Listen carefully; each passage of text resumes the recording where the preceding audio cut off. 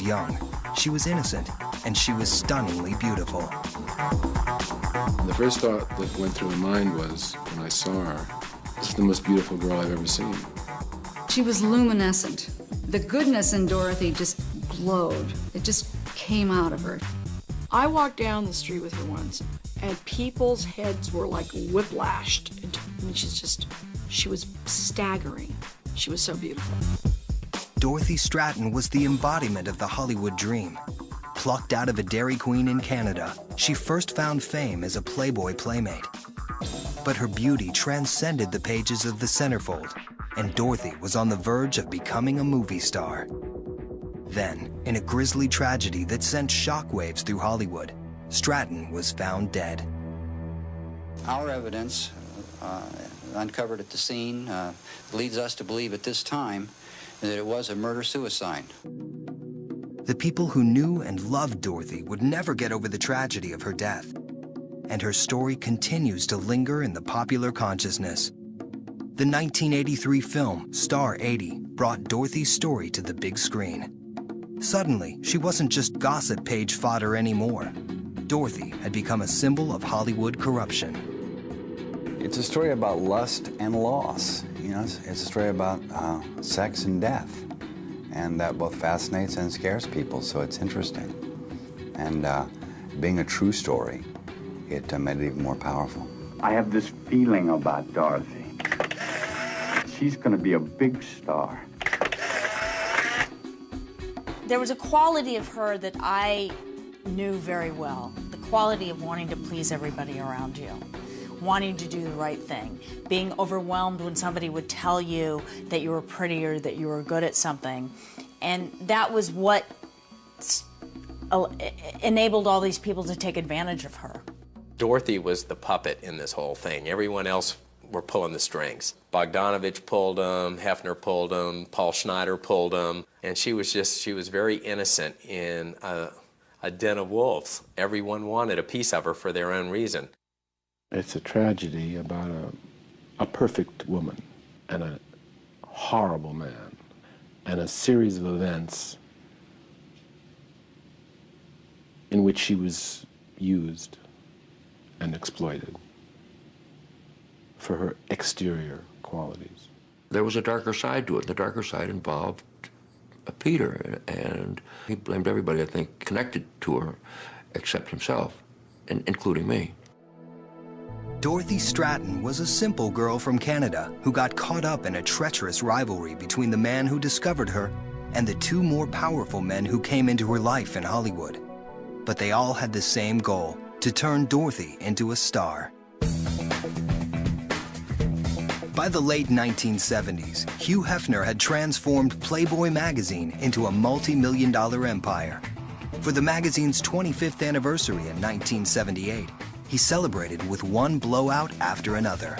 There were these amazing parties. A lot of the young women that came to Playboy, it was sort of their freedom. It was their sexual freedom. And I'm always kind of a scaredy cat, and I was wild. It was a pretty wild time. Playboy was looking for the perfect girl next door to be the 25th anniversary Playmate.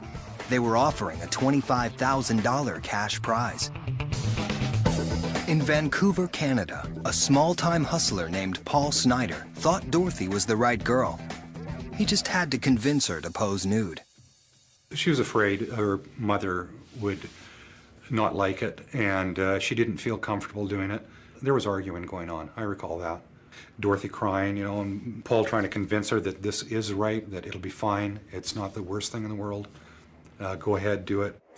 Paul forged Dorothy's mother's signature on the photographer's permission form. She had to be told what to do, what particular pose to take. She was a natural in front of film. I can't think of anybody that I've ever photographed that come even close to her.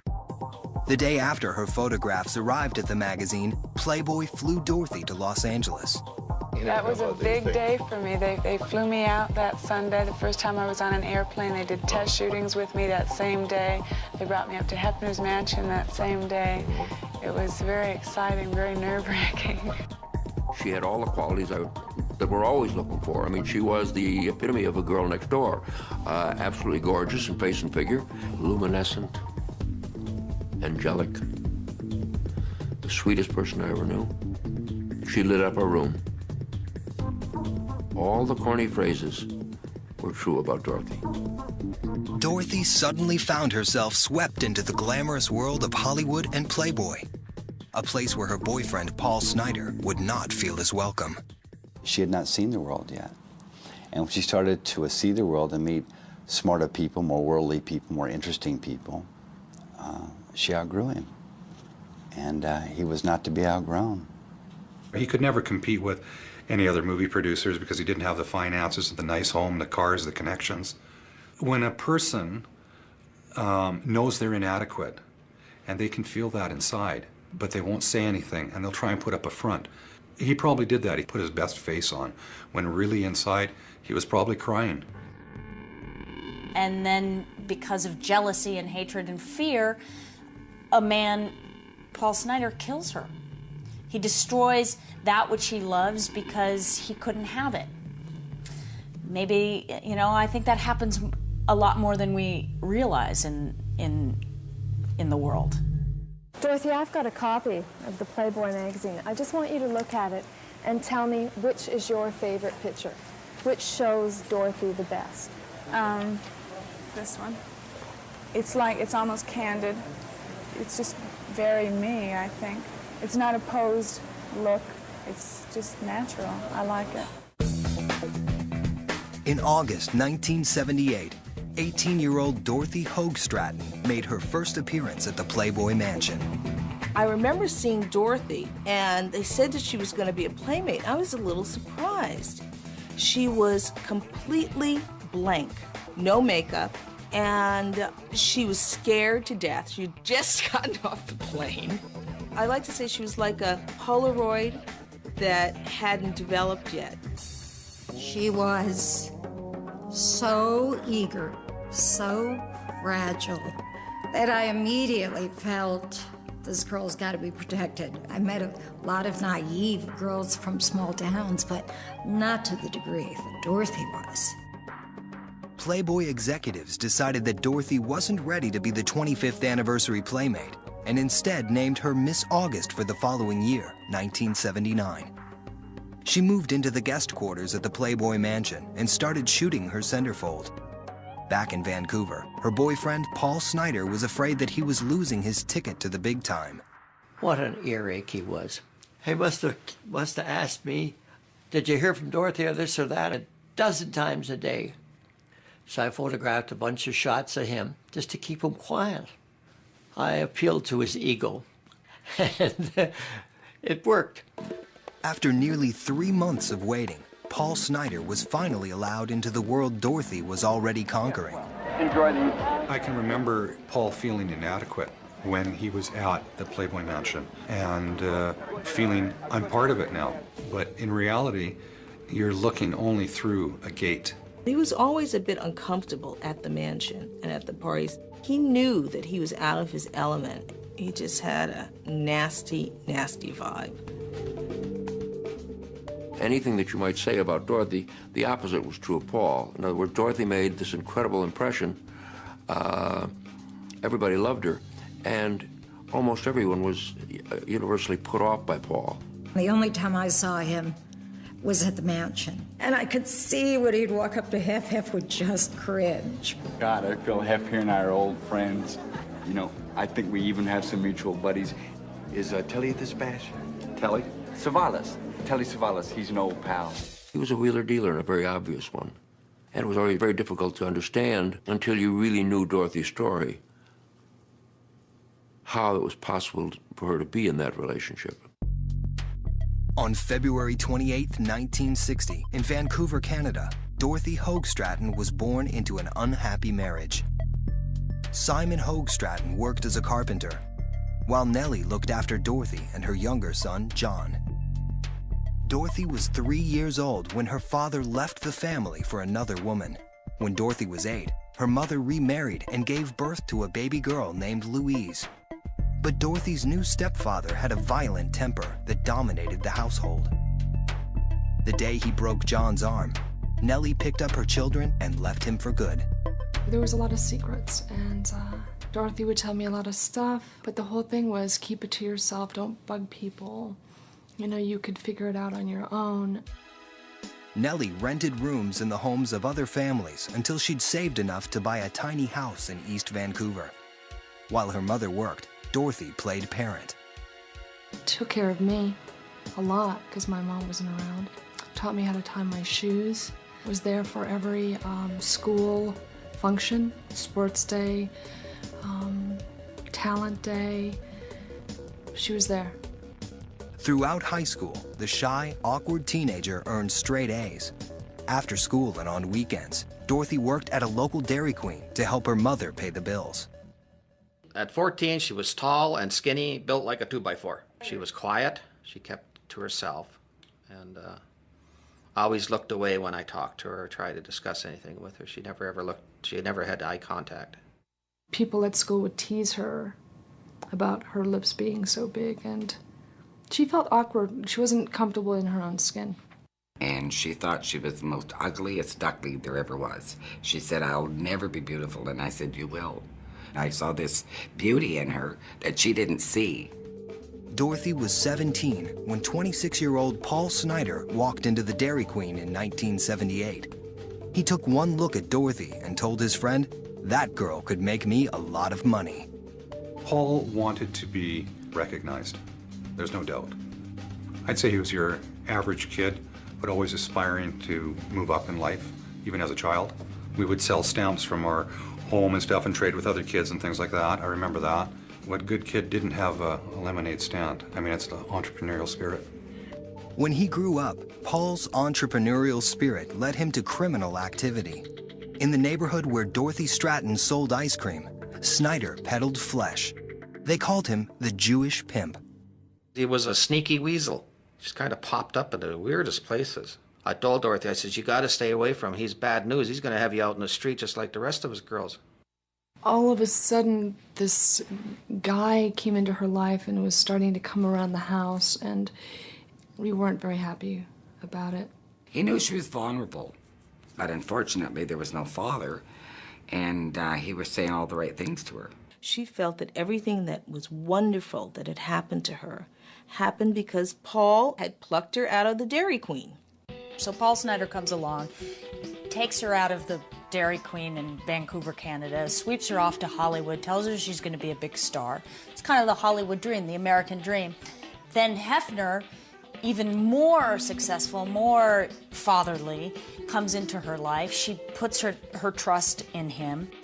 Although Hugh Hefner didn't select Dorothy as the 25th anniversary Playmate, he believed that she could be a star.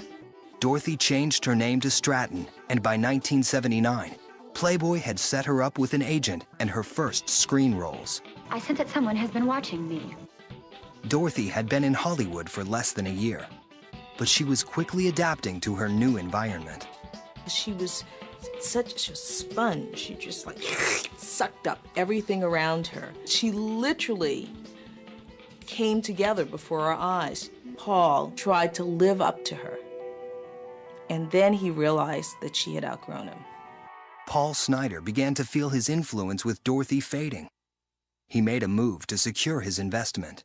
She came to me very much as she might to a father and told me that she was going to marry Paul. And it was difficult to respond to that. I urged her against it, but I did it gently because I really felt it would be an affront and inappropriate for me to say what I really felt. I think she married him because she felt obligated to him. She wanted to do what was right. It was really important to Dorothy to be a good person. In promoting her August 1979 Playboy debut, Dorothy behaved every bit the good girl eager to please, to a point. Are you really shy, sensitive, and romantic? Yes, I'm getting over my shyness as fast, but I am very sensitive and I'm very romantic. If I asked you to take off your clothes now, would you do it? No. Why not? Well, because, why? That's not romantic. Dorothy's unique blend of innocence and eroticism made her a perfect Playboy centerfold. Her issue flew off the newsstands, and it was clear that she would be Hugh Hefner's top choice for Playmate of the Year. Meanwhile, husband Paul Snider was still trying to make his mark in Los Angeles in the only ways he knew how. It was Paul Snider who actually created the Chippendale Dancers. And the fact that the Chippendale Dancers have the cuffs and collars that are exactly the same as Playboy bunnies came directly from Paul because Dorothy was working as a bunny at the Playboy Club. I can definitely say he promoted it to the point where it took off because I was there when it happened, and from that point on, they faded him out. He was very bitter about it. In a pattern that would repeat itself, Paul was pushed out of Chippendales by someone with more money and power. Dorothy was his only success story in a life marked by get-rich-quick schemes gone wrong. She would become all he had at just the moment her opportunities seemed limitless. Surrounded as you are in the entertainment and magazine business by so many con men, isn't it awfully hard to live a normal life now, from now on? Well, what is a normal life? My life, to me, I travel a lot. I'm hardly ever at home. I hardly know what a house looks like anymore. Yeah. I enjoy my work very much. I get up 4 o'clock in the morning to get on movie sets. That's normal to me. I enjoy that. 1 year since leaving her hometown, Dorothy Stratten was becoming a star, but she still wasn't bringing in big money. She and husband Paul Snider needed housemates to afford a rented home beside a Los Angeles freeway. Paul used Dorothy's meager earnings to buy himself a Mercedes. He brings me over and says, oh, look, star 80. He said he was going to make her star in 1980. He did. But Dorothy's star would rise even higher when she met director Peter Bogdanovich. He had stopped by the Playboy Mansion to visit Hugh Hefner, a good friend who had co-produced his latest film, St. Jack. I was standing next to Dorothy when Peter Bogdanovich just walked over and started to talk to her. And she asked him, what do you do? And he said, I'm a director. And I remember hearing that and going, she doesn't know who he is. And he was charmed by that. Bogdanovich had made his mark 8 years earlier with The Last Picture Show, a film that launched the career of another blonde model turned actress, Sybil Shepherd. The two became lovers, and Bogdanovich divorced his wife. But after making several unsuccessful Shepherd vehicles, their 7-year affair ended. In 19-year-old Dorothy Stratten, Peter Bogdanovich had discovered another ingenue. She had a kind of glow, and the way she talked, the way she moved, her laugh. She was very smart, you know, to talk to, great to have a conversation, and a great sense of humor. I mean, I just fell for her. 3 months after their first conversation, he had written Stratten a co-starring role in his next film. We took a small part that had been in the picture, and I had an idea to expand it and to put an entire plot line in, all because of her. Before long, Dorothy's working relationship with the director had become an illicit love affair. Then we went down on the beach, and that's the first time we really kissed each other. It was just magic. And then I had to go back to New York, and she sent me a card. And inside, she'd written the date, and then she just wrote 1 day since yesterday.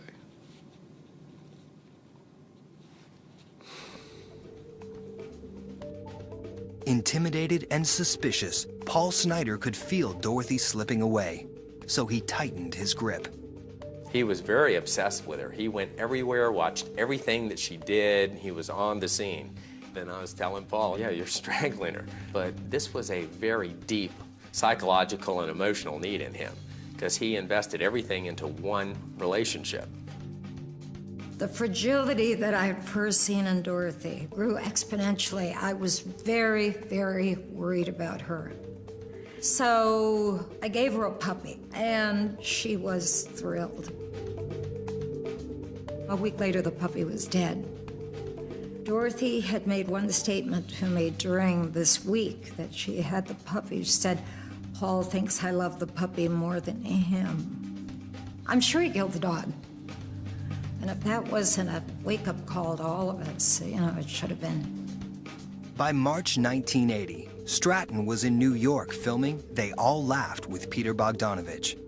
It was obvious that Peter had more to offer than her husband Paul, and she threw herself into a whirlwind romance with the director. She went from one man to another man who molded her, who made her who she was because she didn't have the security to know who she was by herself. And I think that that was her tragic flaw, so to speak, is that she gave over her power as a woman, but I think she was too young to even know that she had power herself. She had no mentor. She had nobody that she could really talk to. And I think Peter was very encouraging to her. And I think that she was a huge inspiration to him. Bogdanovich used details from Dorothy's real life for her character in the film. It was a scene in which we wanted her to be observed by John Ritter, who was falling in love with her from a distance, as I had. As a director, I noticed her ability to do anything. Not just saying a line, but doing things very precisely, a look, putting on a thing, turning a certain way, whatever it was. It had to be very precise.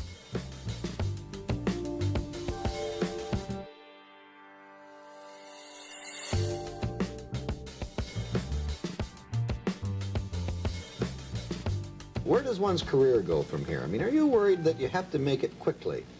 I think the acting career actually can't be taken too quickly, because if you rush things and you make the wrong decisions, it could be over very quickly. She really wanted to pursue a career. I think part of that ambition was because she wanted to make sure her family was taken care of. She opened up my first bank account. She would put money in it like once a month, and to save up for braces. Dorothy was also giving money to her husband, Paul Snider, but by now, her lawyers had him on an allowance. In another scheme to supplement his limited income, Paul built a sexual bondage chair that he planned to sell to sex shops. When the venture failed, he kept the only one he had made in his bedroom. He clung to Dorothy as his only means of support. It had been less than a year since her first appearance in Playboy, but Dorothy was already in a different league. In April of 1980, Hugh Hefner named her Playmate of the Year, and she received over $100,000 in cash and prizes. And now, our 1980 Playmate of the Year, Dorothy Stratten. Dorothy, you want to come up here?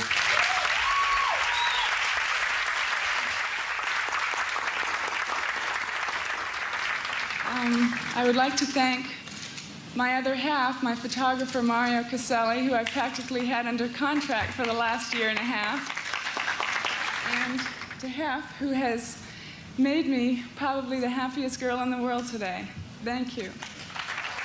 During that particular day, it was clear that there was trouble between her and Paul.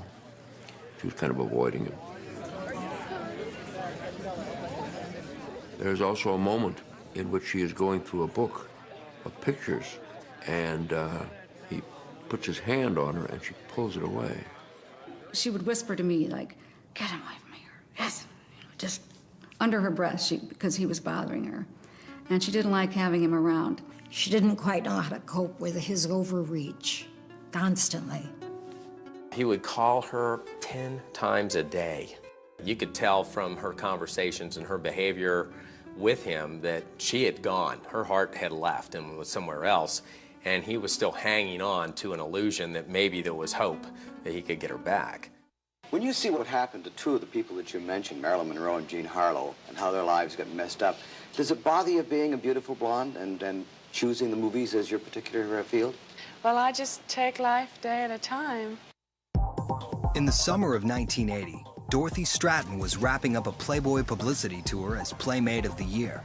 The media spotlight reached a climax at her final stop, the town where she grew up and her family still lived, Vancouver, Canada. I think my brother was a little bit shy because he has friends who are 18 years old, 17 years old, that said, you know, "Hey, your sister's in Playboy." As the first Playmate of the 80s basked in the limelight, husband Paul Snider received a letter from Dorothy asking for a separation. She had already closed their joint bank accounts. Her game plan was exactly the way she played it out. Get some distance, get some time, get your own money coming in, and then fade him out. And that's what she did. And that's a painful thing because it gave him a lot of time to start plotting and thinking about what he was going to do. In desperation, Snyder flew to Vancouver. He came unannounced, and he was acting as if everything was okay and nothing was wrong with the relationship. He wanted to take her out to a club, and it turns out that what he really had in mind was having her sign autographs so that he could make money. And she did it reluctantly, but she always did that, I suppose, to keep him at bay. Dorothy was not just a wife. Dorothy was a ticket to something that he wanted. It was a connection with Hollywood. It was a connection with Playboy. It was a connection with celebrity. And all of that disappeared when the relationship with Peter began. In June of 1980, Dorothy had returned to New York to finish filming They All Laughed.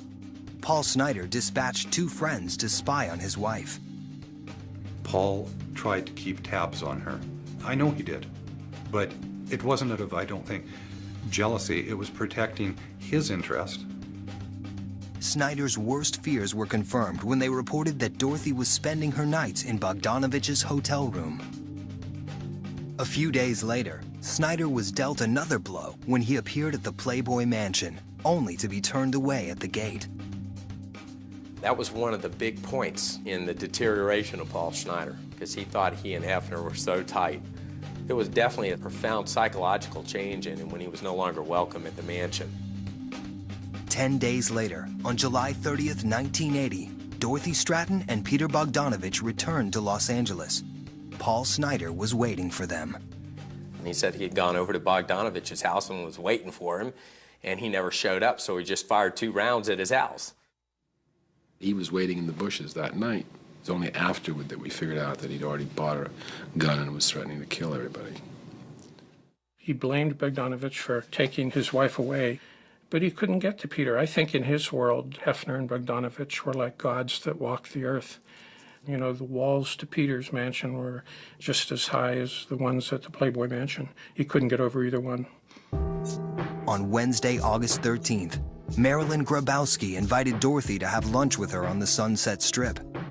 And we're sitting there, and she said, I've got to go see Paul and tell him that I'm living with Peter. And I went, wow, boy, this was pretty fast. But thinking of her words and how she was acting, Paul was already someone in her past. Paul didn't exist for her present, and she made that change like that. The next morning, Thursday, August 14th, Dorothy woke up at Peter Bogdanovich's house. In the morning when she left to go, she didn't tell me she was going to see him. She was going to see her lawyer, she told me, and then she had a shoot at Playboy. She was very edgy and very nervous, and I was very unhappy that she was leaving. We didn't really have a good parting. We were going to go to Paul's. I said, you know what, maybe I won't go to the beach. She dropped me off, and she promised me that she'd pick me up at 2 o'clock, and I was waiting.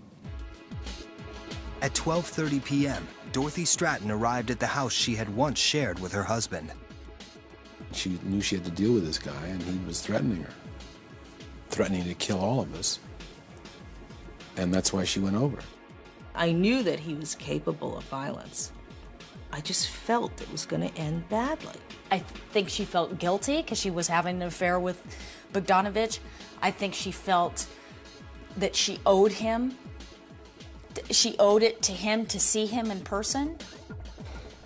Things will change for me. No. Why, you mean maybe I'll grow up to be a big movie director? Or own a big magazine? Is that what you mean? Maybe then I could get you back. Is that what you're saying? Sit down. But I'm sure she probably came there with an absolute dead emotional heart. Just, I feel sorry for this guy, and, you know, to not be loved, but pitied. That's an emotion I'm sure he could not control. You're watching this thing unfold in front of you, and you know it's not going to be good. On August 14th, 1980, Dorothy Stratten went to see her husband, Paul Snyder, to tell him that she wanted a divorce. Her lover, Peter Bogdanovich, had no idea where she had gone. And she just didn't come back. She didn't come back for hours. And I was very nervous and didn't know what was going on. And I waited and waited and waited, and she never came. And 10 o'clock at night, Peter was concerned, everybody was concerned. I knew where she went. When Louise said that she'd gone over to see Snyder, a kind of spear went through my heart of fear.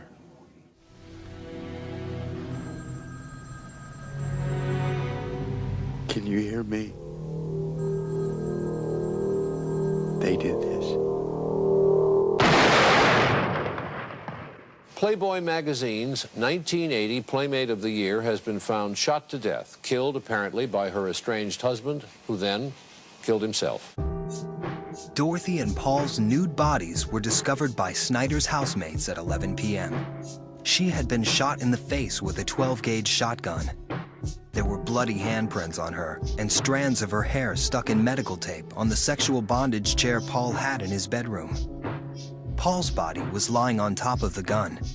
No one heard the shots over the rush of the freeway behind the house.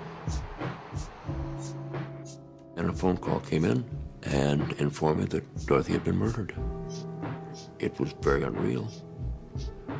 And the first order of business, obviously, was to call Peter and tell him. Well, that was the darkest moment in my life. And sort of like being hit over the head, sort of like having an A-bomb explode at your feet, and somehow you don't die. I lost a sister, but really a best friend, and felt like if I had gone that day with her, that maybe she would be here.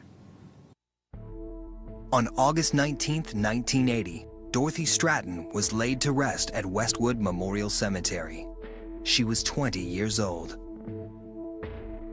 Grief-stricken over the death of his girlfriend, director Peter Bogdanovich was now faced with the agonizing task of finishing his film that featured her in a co-starring role. It was tough. I remember my fists were clenched most of the time. He disappeared in the editing room for many, many months.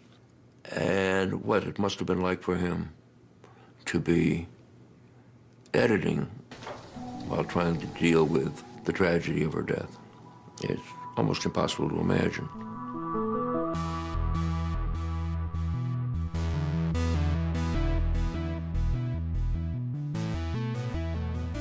Well, I think he went a little crazy.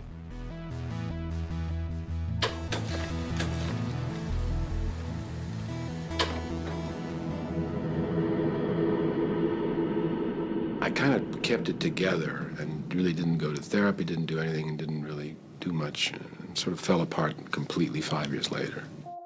They All Laughed came out in 1981. It was not a hit. Bogdanovich made frequent trips to Vancouver to see Dorothy's family and spent 4 years writing a book about her life. Dorothy's life story was brought back into the limelight in 1983 with the release of Star 80, starring Mariel Hemingway and Eric Roberts. And again a year later when Peter Bogdanovich's book, The Killing of the Unicorn, came out. The book unleashed a torrent of finger-pointing between the author and Hugh Hefner, who Bogdanovich blamed for Dorothy's downfall. Excerpts from the book were published in newspapers across the country and around the world and produced the stress that led eventually to a stroke in the early 1985. After the stroke, I realized that keeping quiet about it was the very thing that was causing the problems, and I spoke out about what was really going on. And today is the truth as far as you're concerned? Oh, yes. Oh, yes. Hugh Hefner says that 3.5 weeks ago, he suffered a stroke he blames on Peter Bogdanovich, whose book charges that Hefner seduced Dorothy Stratten and lured her into a sordid Playboy world that she secretly hated. And she fell into the manner of playing a happy Playboy girl very well because she's a brilliant actress. Dorothy loved Playboy. Dorothy's tragic death was motivated not in any way by her association with Playboy, but clearly by the breakup of her marriage because of the affair with Peter Bogdanovich. Hefner went on to accuse Bogdanovich of having sexual relations with Dorothy's 16-year-old sister, Louise. And I must say, in Peter's defense, as much as one can, I think that it was the action of an obsessed and sick human being. I think that the pursuit of the teenage sister was an attempt, in a bizarre way, to capture Dorothy, who was gone. The bitter battle concerning murdered Playmate Dorothy Stratten is going to the courts. Stratten's mother and sister have filed a $5 million lawsuit against Hugh Hefner. Hefner claimed director Peter Bogdanovich was sexually involved with a teenage girl after her sister's death. She says that's not so and is suing for libel. It's absolutely false. He's been a friend? Friend. Nothing more. Nothing more. To go then and have a news conference and to make such a statement, I think, is really, really outrageous and I think does justify a high award in a court of law. He brought suit against me for libel, but he did it in Louise's name. As soon as the depositions began, it became clear he was culpable, and the suits were dropped. The things about the book that were controversial, unfortunately, outweighed the impact of the portrait on her and of her, and I regretted that. I think Peter, deep down, felt tremendously guilty. He'd either failed to protect Dorothy in one case, or he had been the proximate cause of her husband killing her in the other. Emotionally drained from the lawsuit and financially drained from buying back the rights to They All Laughed, Peter Bogdanovich buckled under the strain of holding on to Dorothy's legacy. By the mid-'80s, he had declared bankruptcy and gone into seclusion. In her lifetime, Dorothy Stratten was the girl whose identity was shaped and defined by the powerful people around her. In death, she would exert a kind of power over them that would never go away. I don't know that any of us have ever really made a peace with it.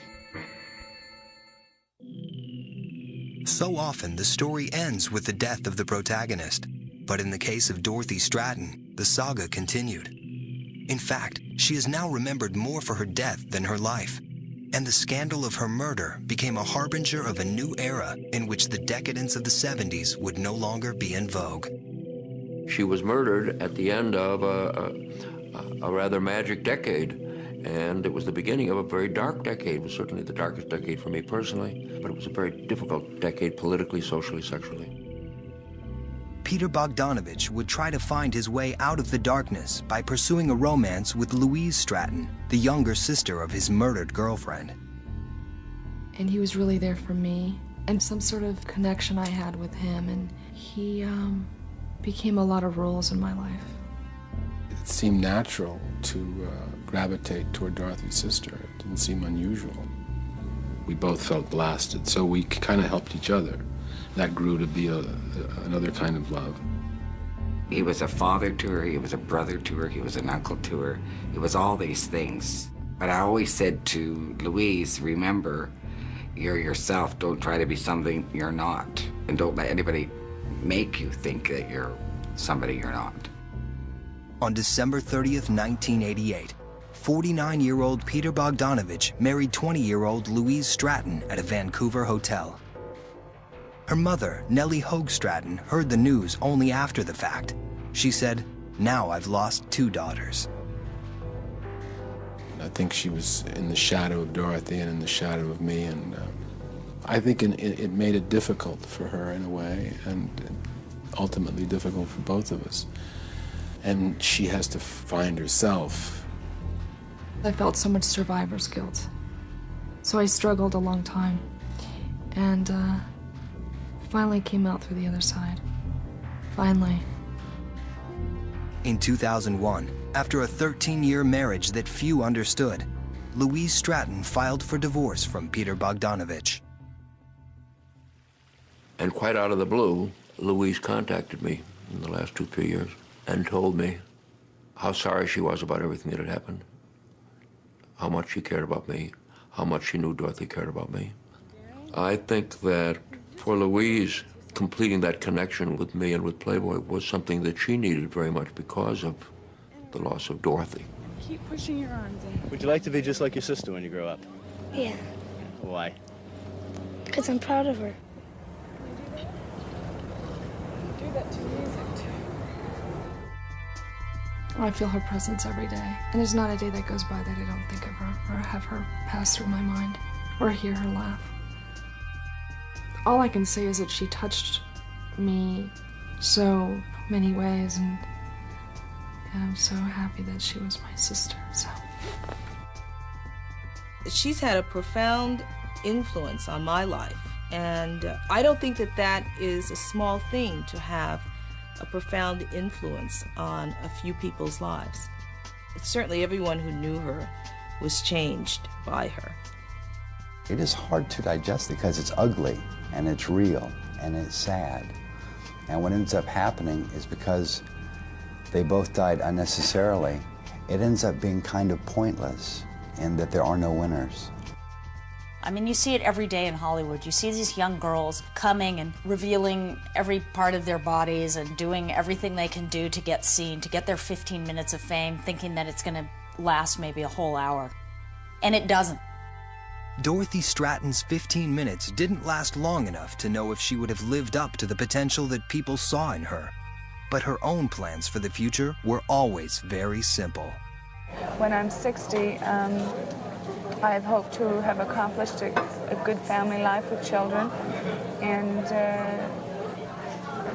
have had the pleasure of just doing what I wanted to do all my life. Well, good luck. Thank you. Thank you. Thank you.